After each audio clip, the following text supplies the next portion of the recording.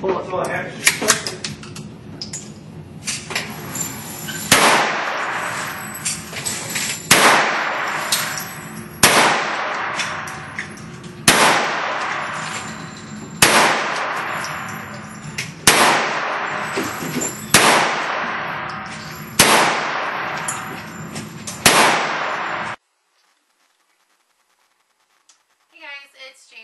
Coming back to you from Protect and Survive.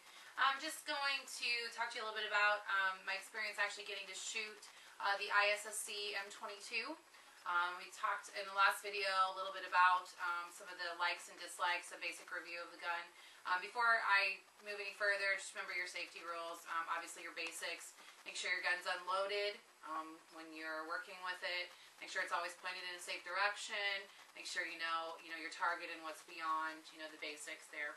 I'll start off by saying I was actually pretty impressed with the M22 in comparison to many of the other 22 models that I've shot, even the Mark III, MMP 22, those styles. It definitely ranks right up there. First thing I will say that I loved about it was the accuracy of the gun itself was just phenomenal. I shot it at up to 20 yards and was really pretty accurate with it. I was fairly surprised for this price range for the gun to be so good there. Just had a really smooth feel to it. Racking the gun back was really simple. The trigger pull was really great. I was really impressed with that. Didn't have to try too hard with it or anything like that. And I will say just kind of the overall feel of the grip was really great, especially for someone like me who has the smaller hand grip. I will also say it's going to be hard for you to see on the video, but the gun itself is extremely clean. I shot about 80 rounds or so through the gun itself, and there's virtually nothing on the inside. You can wipe your hands clean on it anywhere in the gun, and you get very little residue off of it. So that right there is a big plus.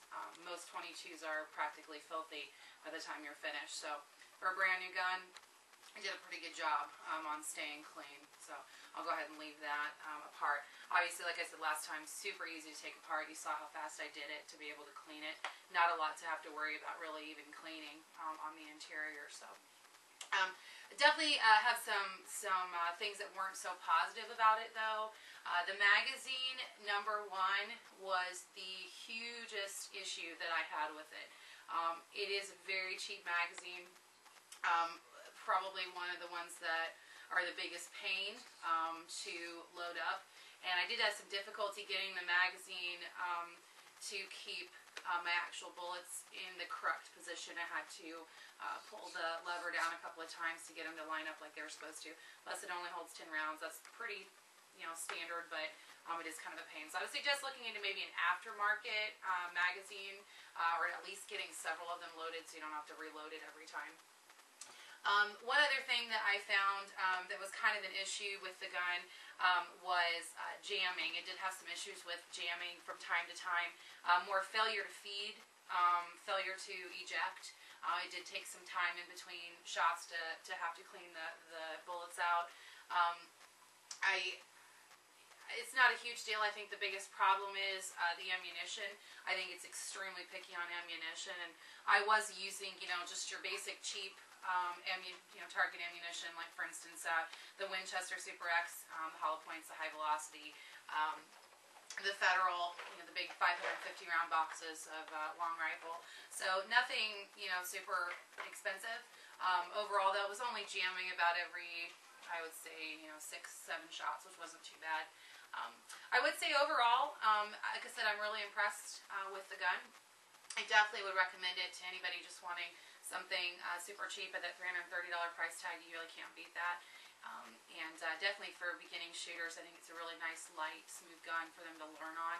It's a great thing. If maybe if you're a more advanced shooter, might not be really your thing. You might want to go up to a Glock and spend a little more money. But overall, the craftsmanship, the way it shoots, the cleaning, the way it breaks down, I'm actually pretty impressed. I couldn't ask for more from a $300 gun. So So this has been a video from Protect and Survive, again reviewing the ISSC M22. Stick around for some more reviews later on.